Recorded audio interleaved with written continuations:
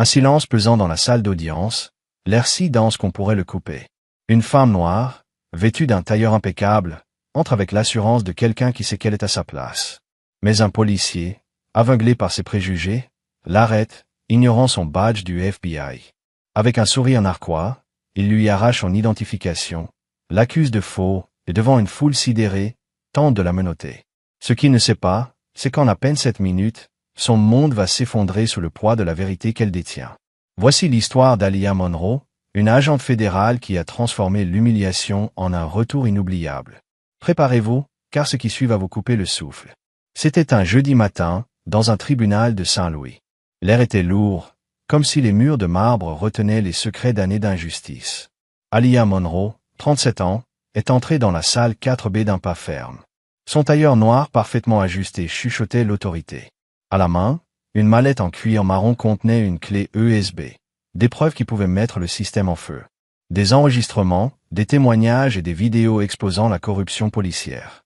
Ce jour-là, elle n'était pas qu'un simple témoin. Elle était l'étincelle qui allait allumer une vérité cachée. Aaliyah avait grandi à Birmingham, en Alabama, où la force silencieuse s'apprenait sur les sols de cuisine et les trottoirs, pas dans les salles de classe. Sa mère travaillait double shift à l'hôpital et son père avait disparu avant ses 12 ans.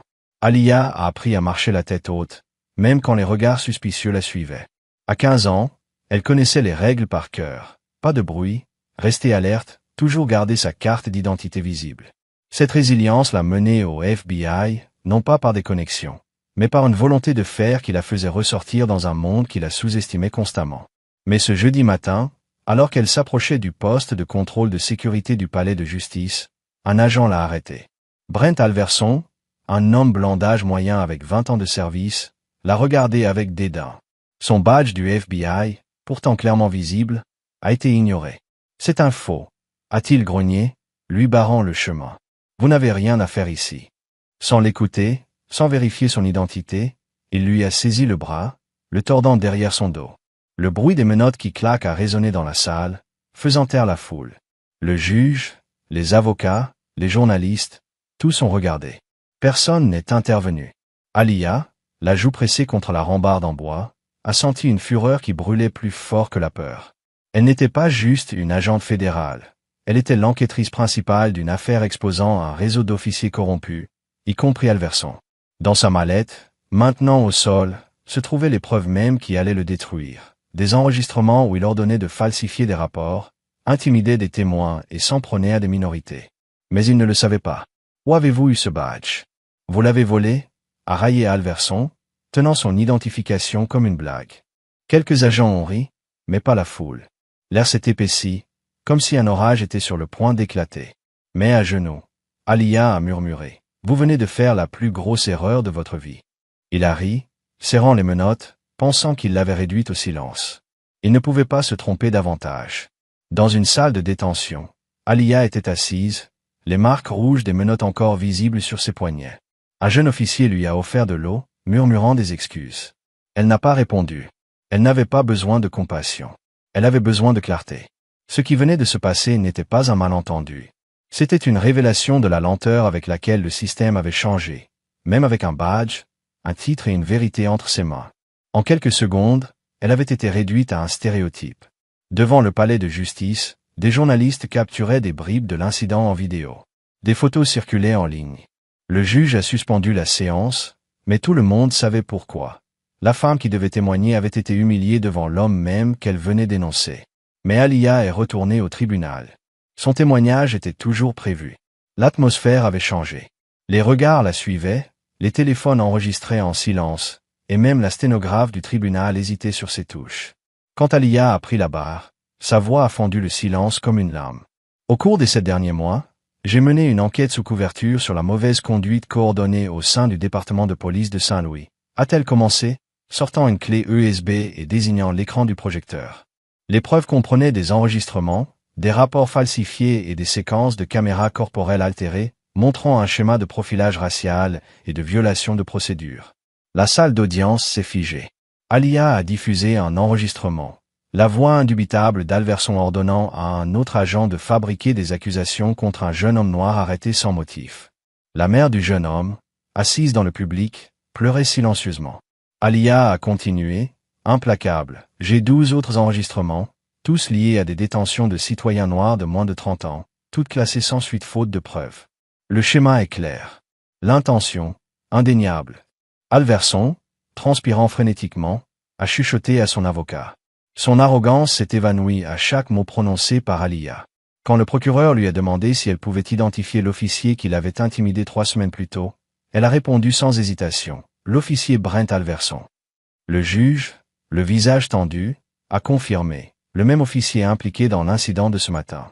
Alia a hoché la tête. Oui, votre honneur. C'est pourquoi je demande que le reste de mon témoignage soit protégé par un privilège fédéral. Je crois que ma sécurité est en jeu. Le juge a accepté, et l'atmosphère dans la salle d'audience a basculé. Alverson n'était plus une figure d'autorité. Il était un nom sur un dossier, une voix sur une bande, un badge transformé en arme. Le lendemain, Alia est revenue au tribunal, le même tailleur, la même mallette, mais avec une énergie différente. Les journalistes avaient triplé, les caméras inondaient la scène, et toute la ville regardait. Alverson est entré, ébouriffé, mâchant du chewing-gum pour masquer ses nerfs. Sa confiance avait disparu. Alia, elle, était prête à boucler la boucle. Le juge a annoncé une motion fédérale pour déclassifier de nouveaux dossiers. Alia a pris la parole. J'ai déposé une motion d'urgence ce matin, autorisée par mon superviseur du FBI. Elle inclut la déclassification de nouvelles preuves et une demande d'action disciplinaire immédiate contre l'officier Brent Alverson. Elle a sorti une deuxième clé USB, marquée d'un ruban rouge.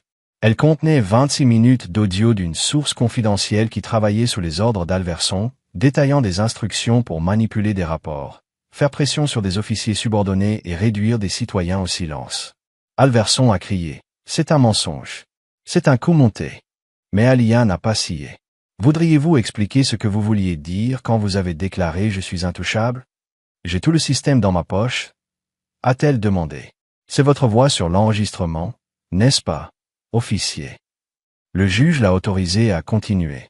Alia a diffusé une vidéo. Alverson, dans un parking sombre, remettant un dossier avec des déclarations altérées. Son visage figé à l'écran, une condamnation silencieuse.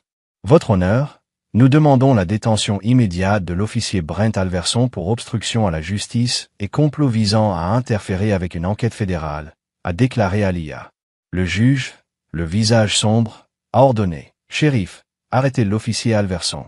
Incrédule, Alverson a balbutié. Vous la croyez? Elle, pas moi. Mais personne ne l'a défendu.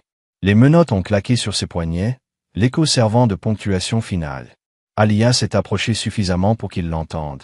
Tu ne pensais pas que j'aurais le dernier mot, n'est-ce pas? L'affaire ne s'est pas arrêtée avec Alverson. Alia, aux côtés de son avocate Nathalie et d'un officier Daniel Ruiz, rempli de remords, a découvert un réseau de corruption qui s'étendait au-delà de Saint-Louis. Ils ont rouvert un dossier vieux de 5 ans impliquant un jeune officier qui avait tenté de dénoncer des abus et avait été retrouvé mort, officiellement un suicide, mais avec des incohérences pointant vers un meurtre.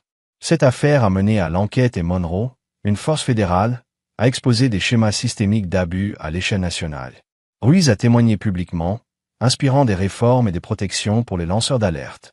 Nathalie est devenue une force imparable au tribunal. Alverson a été reconnu coupable de multiples chefs d'accusation. Sa chute est devenue un symbole que personne n'est au-dessus de la loi. Alia, promue à un poste de direction au FBI, a réécrit des politiques et formé une nouvelle génération d'agents.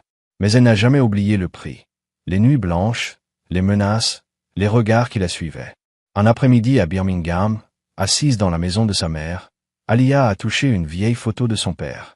Sa mère, les larmes aux yeux, a dit « Il serait fier de toi ». Alia n'a pas répondu, mais pour la première fois depuis des années, elle a pris une grande inspiration, laissant le poids s'alléger, ne serait-ce que pour un instant. Ce n'est pas seulement l'histoire d'Alia, c'est un appel à nous tous. Que feriez-vous si le système essayait de vous réduire au silence? Prendriez-vous la parole, même si c'était inconfortable? Écouteriez-vous ceux qui trouvent enfin le courage de briser leur silence? La justice ne vient pas avec des applaudissements ou des trophées.